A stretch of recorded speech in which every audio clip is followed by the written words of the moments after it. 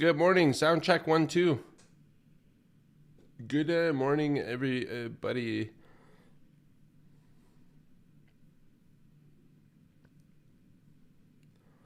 All right. Good morning, Mikey. Let's get started. I'm gonna turn around, and we can do this because the sound is checked and the check is sounding. All right, guys. I'm gonna kick it off with the obvious here. All right. It's very, very obvious. I look and feel like a wreck today. If you look at my under eye circles, are really bad. I got like barely any sleep last night. I was up until 4 in the morning. You know, our website broke yesterday. Somebody had told me on X, they're like, "Sir, I really want to join this trading room thing that you're doing, but it goes to this broken checkout page." And then we couldn't fix it, and it ended up being way bigger issues than we had anticipated. And it basically led up to, if you go on our website, there's nothing to purchase. So for a business, having your front end store closed is not a good thing. Not by choice, but we did have some issues. And, you know, this is the part of the trading business when you decide to do your trading and turn it into some kind of business. The benefit is you get an amazing community like you guys, and I love you. The downside is you have to deal with the things that come along with that, like broken checkouts, tech issues, the likes. The good news is you can't buy anything right now on our website. The better news is that on February 3rd at 7 p.m. Eastern, I'm going to be doing a big webinar. It's going to be a big kickoff. And it'll be your next chance after this to join on board the TradePro Academy. I'm sorry, there's going to be a week and a half of absence on TradePro Academy for the ability to join the community. I hate that for all of us. But our cart system third-party database was corrupted. No fault of ours. They acknowledged it. They tried to restore it. They restored it to a version that didn't work. So it was a matter of rebuilding the old system for a couple of days worth of work, whereas we're going to head into the new system, which we had to rebuild anyways. And so last night I just front ran everything and I built the whole system out. I'm talking, you know, email list, talking Zapier integrations for everything. I'm talking your new community. That's going to be really learning focused away from Discord. We're going to be using something called circle.so. Let me know if you guys heard it in the comments. I'm talking about the checkout codes. I'm talking about the core stuff. Like, I did a lot last night. I went like turbo productivity mode, but I look like crap and I haven't slept much, and it's a dangerous mentality and physique to trade with. I even use my little machine here to try to wake my butt up with.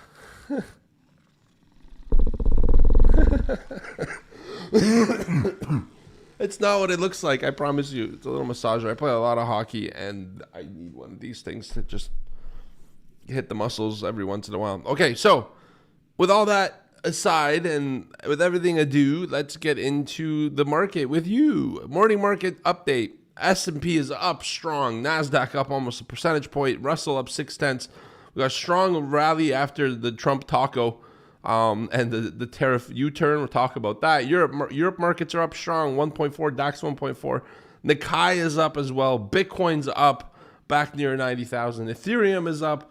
Everything is up. We're rocket shipping into the stratosphere yet again off of the lows. Yesterday, the statement on the morning market update, if you guys recall, was I think we're overdone on the sell side. I think we're due for a buy stop run. And as always, no matter how right you are, the market always finds ways to surprise you. The surprise for me is how vertical we got off of that. But it's not really a surprise. It was a pleasant update because, you know, at the end of the day, I've been doing this long enough to know that just because you have analysis and an idea, you're probably never going to get it fully right. There's always going to be an element of new information to you. And that's why I love this business. All right, this morning we had initial jobless claims, 200,000 versus 217 expected.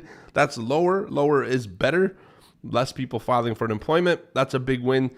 We had the core PCE update as well. Remember, core PCE is the indicator that the Fed uses when they say the word quote-unquote inflation.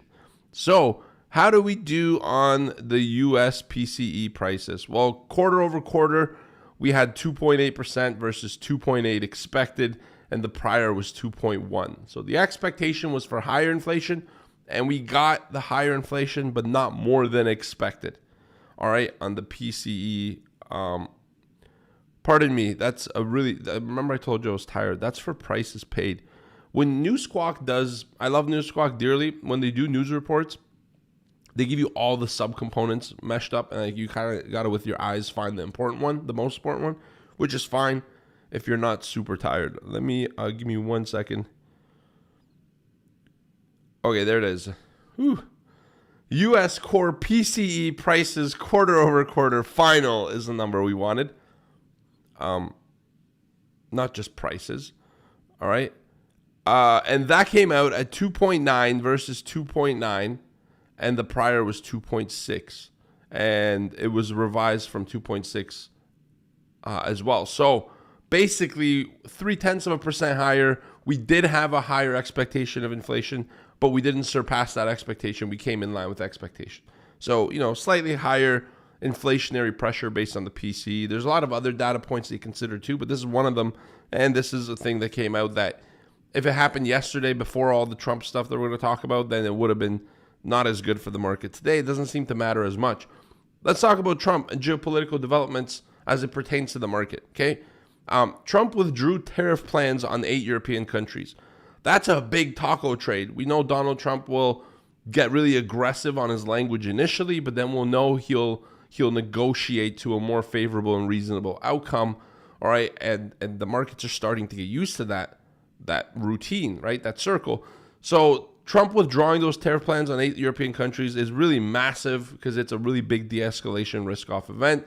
Also, furthermore, Greenland framework, a deal was formed with NATO and involves like small pockets of land. All right, he said the biggest takeaway yesterday at Trump's speech at World Economic Forum is when he said that military action is not something he's considering for Greenland. He said he's going to pursue it through peace, and he's going to negotiate, and he's going to remember for people that said they don't want to negotiate if that's the case. He's like, I'll remember it. And then he also called out Canada pretty directly, which I found was pretty funny. Look, everything that was said yesterday was a de-escalation move. And so when the market is faced with sudden removal of tariffs, new information in the form of a speech that there's no military action in Greenland, no new tensions, and old tensions are easing up, the market likes it. And the timing of that speech was right near the bottom of a multi-day low and a pretty aggressive bearish swing lower, a retrace on longer time frames. Therefore, it wasn't just what he said, it was when he said it and how ready the market was for buy stops. Yesterday, we said we're getting ready for a buy stop run. Remember that in the morning market update? In the trading room as well, we're like, today we're bearish structurally because we're below the flip zone, but my goodness, it feels like this thing wants buy stops, and I'm looking for a buy stop run. Despite the fact we started bearish, we flipped very early on to the bull side based on market action, order flow, and price action as well. All right. So yeah, here we are. We're I'll tell you how much, like over 100 points higher off of where we were just 24 hours ago. All right. So no military action. Trump's still narrowing his Fed chair picks to 2 to 3 people in mind. And Trump had a Zelensky meeting today, meeting with Zelensky at 7 a.m. And he said the meeting was good. And message to Putin is to end the war. So basically, that's kind of a non-event. There was a meeting that's good. It was good, not really quantifiable, not really any action as a result. Who knows behind the scenes if we took one step forward or one step back to ending the war. Key movers is gold, down 0.1%. Surprised it's only down 0.1 given the context of the market rally. Goldman Sachs raised their target to 5,400 from 4,900. Crude oil is down 1.1%. Energy selling off, de-escalation, less tension, lower price for oil. All right, copper is down 1%, and that's where we're at. Key events for today, we have a lot of earnings. Intel, Procter & Gamble, General Electric. After the bell, we also have Witkoff and Putin meeting at 2 to 3 p.m. Anything there, watch out. That's around 1 hour before the closing bell, 1 to 2 hours before the closing bell. There's already volatility. There could be more. Let's turn around and look at the charts. That's your geopolitical, your analytical, your economic, your event drivers for today. Now let's go on the chart and get some darn work put in.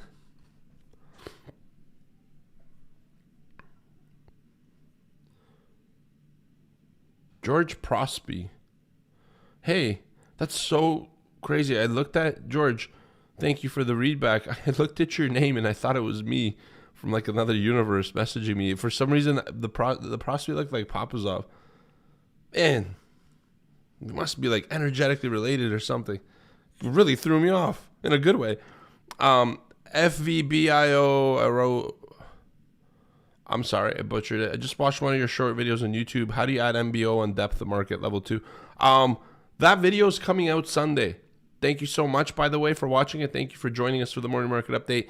I have a full breakdown of how to add it as a YouTube video that's 10 minutes long. Show you really quickly how to use it. Obviously, you could see how it's used. You see the power of it being demonstrated. But I walk you through step by step by step, literally every little thing that could go wrong and how to set it up properly off the hop on Sunday. It's coming out this weekend. Mikey, yeah, Circle's really nice. I'll give you a look at it if you want later on when we're in the trading room, but it's a really nice dashboard. So look, our community right now is on Discord. I'll speak to this really quick and then I'll jump on and we'll do the trading plan. Our community right now is on Discord. I think Discord is invitational to distraction. Like even the word Discord, I don't want to be discorded. So I kind of, with my experience with Discord, I love it. The traders love it. I know it's up like to the second and it flows fast. It's almost like order flow, but it can quickly become noise. It's hard to moderate. Our members continuously get solicited for BS crap by replicating my name because nobody wants, no scammer wants a job these days when scamming is just easy. Scammers be scamming. I don't know what to tell you. There's just a lot of different things. And for that reason, I think this circle tool is so much more task focused. Like when you post, it invites more feedback, more constructive work, more collaboration. I don't know how to explain to you. When you see it, you'll get it. It's a big risk to switch out into that community, but it's not going to be drastic. You're going to have access to both. And for people that don't want to make the switch, you don't have to. But we're going to talk about each lesson in the futures course. We're going to answer questions there. We're going to do events within it. It's a great platform. Of course, brother, not a problem. When you watch the video, bro, on MBO, if you have questions, pop it in the comment section there. I'm active in all the comments. I reply to all my comments on YouTube. I don't hire somebody that doesn't understand nothing to reply. That's my job. That's the most important job is communicating with you guys because I love you. Joseph, appreciate you. Triangle Trading Floor. My brother, good morning to you. Let's get into it. I'm going to post a note. I don't think it's a secret that I use notes in this morning market update. I'm going to see about trying to make this text a little bit bigger. I'm using Apple Notes, so I don't really quite know how to do that. To be honest with you, maybe if I highlight it and make it a title so you can see it. Whoa. Okay, well, that kind of worked. Okay, let's go through the session today. And every time I build a trading plan, I do it in 3 steps. Step 1, I tell myself the story of the prior US session. Step 2, I tell myself the story of the overnight session.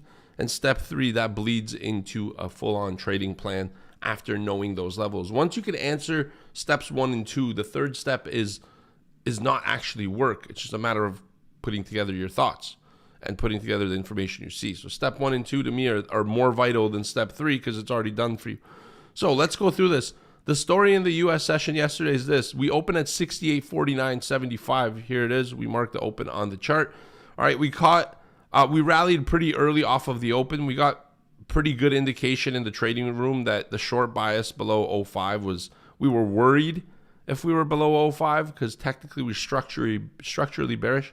But the order flow and the momentum and the news and the swing of things, the rhythm didn't seem very bearish. So in the room, we're like, okay, we might have to get long. Let's see what happens. Well, we did see what happened, and this thing just exploded higher pretty much vertically. Right around the 77 area here, we caught a really big MBO order. And if you guys don't follow me on X, here I am. This is X, and I posted this yesterday. There's a lot of activity to the upside, not so much on the MBO activity on the buy side. So then I looked at the price ladder and I said, look, we have a really big target at the 04 level that we saw earlier, and this was the trade that we took based off of that. So follow me on X. It's actually, it was down below on the banner, but I moved it for the webinar. George Papazov is my name on X. I post stuff throughout the day. So anyways, we saw that move, we caught it, and we switched bias really quick. I was really proud of the group because about 78% of people with live capital were break even or better in yesterday's trading room. And I really commended them for the effort to start out with one bias and to be able to flip to the other side. Start out with, I'm worried this could continue short, but I'm going to flip long anyways. I'm really, really proud of the team because you only really get to do that once in a day where it makes sense. And it takes a lot of mental capital to do that and to get on the opposite side of the trade. So I was proud of the team. Anyways, we extend up to that big order flow target. Just like clockwork, we fill that liquidity at 69.04 that I saw 30 points earlier. We go right back down to the open, break below the open, and we tag the prior day low, which forms here at 68.37 quarter. Okay, so far, pretty volatile day. Ended the trading room. We got out. Everything was good and peachy. Then we see a really big rally all the way up to 69.45 quarter. That's a massive extension higher. Now you have the biggest answers you're looking for. You have higher highs, higher lows, bullish structure. We're above the flip zone. That's why the flip zone was there, so we could put in a higher high and a higher low to structurally change the bull side. So really big run. I think that's 108 points I calculated from the prior day low, the prior day high. That's a really big range. Volatile day, and I said it wouldn't be easy yesterday, and it wasn't. But, that's where we're at. Then we closed at 69.12 quarter. We gave up some of the gains off the highs, but not much. All right, and so now you guys tell me, based on yesterday's story, what's the trend direction? It's up, right? It's bullish. We've made a structural shift. So you already kind of have the answer of what you're looking to do today. The story overnight doesn't change much. Overnight low was 69.11 quarter. That's a sell-off, really tight, just 1 point off of where we closed. So basically we closed, we dropped 1 point lower, and then resumed the rally overnight. All right, instant bid to the overnight high here, 69.58 half now. It was 56. We've extended even further. We're trading at the overnight high above the prior day high. All right, so bullish, very bullish, driven by a lot of news, a lot of things in the media, a lot of developments that are de-escalatory, but driven mainly by the fact that we were down so much, it's about time that we had some buy stops and a shift to the upside. All right, so trading plan today is fairly simple. Yesterday, the markets was oversold. We needed a rally. We got the rally. We got 2.23 million contracts on the S&P 500. We already have 202,000 overnight. It's not actually a high number. It seems to have kind of settled in. But 2.23 million yesterday is the second biggest day of the year so far. All right, we broke the prior swing highs at 69.05. That was the prior swing high. Okay, we tested it. It failed, but then it broke and confirmed with the retest. Yesterday's flip zone becomes today's flip zone, but it's now with a bullish bias. It's still the same color. The flip zone to me is like a 50-yard line, so I keep it a neutral color. I like that level because, number one, it retested. Number two, it formed the structure of the prior high, so I'm going to keep it for today. And anything above that, we're looking for structural longs. Doesn't mean just buy it anywhere. It means buy it at the right times and use order flow, but above the 05, we should hold for continuation and extension upward. All right, gap will act as resistance. So here's the gap on Sunday's Globex open. Some people call it ETH, extended trading hours. Quite the freaking gap, I'll tell you that much. Which, by the way, when the gap happened on Sunday, was telling me this might be the last week of pullback. I don't know how low it's going to get, but usually when it gaps, it gets ahead of itself. All right, so we're into the gap. We're kind of filled into the middle of it. There's old trader tales out there that all gaps must fill. They don't always fill, but they do fill quite a lot. And so the fill level here is 78 on the ES. So that gap will act as natural resistance. Okay, the closer we get to the 78, every point is going to get harder to get because we're closing off the gap But that's the target for today's session. So I'm looking for pullbacks. Where would the pullbacks make sense? Levels of interest for me are 69, 38 to 42. So like in here, why prior high? Look at all this big sell delta, buy delta, big delta here from yesterday's session lines up with that level. The next one lower I'm looking for is 69.22. I also like it because it has here moments of some decent delta. And then the last one, the one I love the most, is like 8 to 11. Look at this huge big buy delta. All right, it's prior day cash close. It's the overnight low. It's the prior trend high that we broke. It's our flip zone for 2 days in a row. There's a lot to like down here. Okay, will we get there? I don't know. Okay, and if we do get there, it's a stone's throw away from the 05. So those two levels are sort of similar. How do we know the moment that we time to get that entry? It's all order flow. All right, it's all order flow based, and I'm going to teach you that. If you see at the bottom, February 3rd at 7 p.m. Eastern, I'm going to give you my exact entry strategy for order flow based trades and announce to you all the new stuff coming out. I think you're going to be pleasantly delighted. Last but not least, the market stats for the S&P 500. I'm going to wind this up and call it a day. On the ES, the zero gamma level was 69.20. This morning, we had minus 184 gamma exposure. On the SPX above the 69.20, now trading around 56. I'd say we're in positive gamma territory. We've had a gamma flip. Call walls at 70.33. Not Paul Wall the rapper, call wall. Pay attention. All right, don't go to the jewelry store and buy yourself a grill. You can see the funniest stuff isn't even in the notes, you know, or corniest. Funniest is pronounced corniest. Put wall at 68.33, way too far to matter for me here. But yeah, I'm noticing a lot more volume starting to swing into, or a lot more open interest starting to swing into the calls. And the puts are still remaining relatively high because obviously people always hedge and protect themselves. That's why puts are more money, because it's actually insurance. It's real insurance to a portfolio. But the calls are starting to see a lot of action. Single day option, single stock options are also increasing to the call side. We're getting bullishness coming into the market. All right. SPX cash level, key level is 68.90. And one thing for me this morning, I noticed that small caps and semiconductors are hitting all-time highs.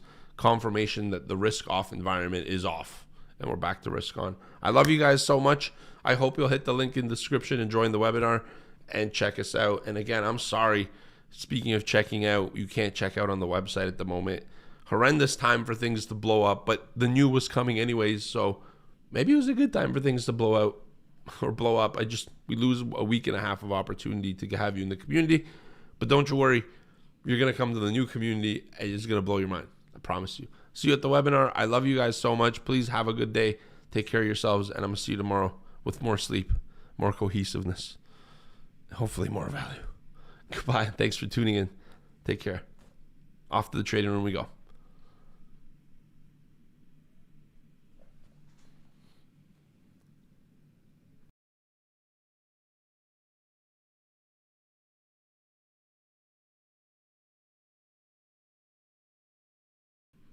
Hey, Steve OTM, thank you guys. Appreciate you. And have a great day. Kind sirs and gentlemen.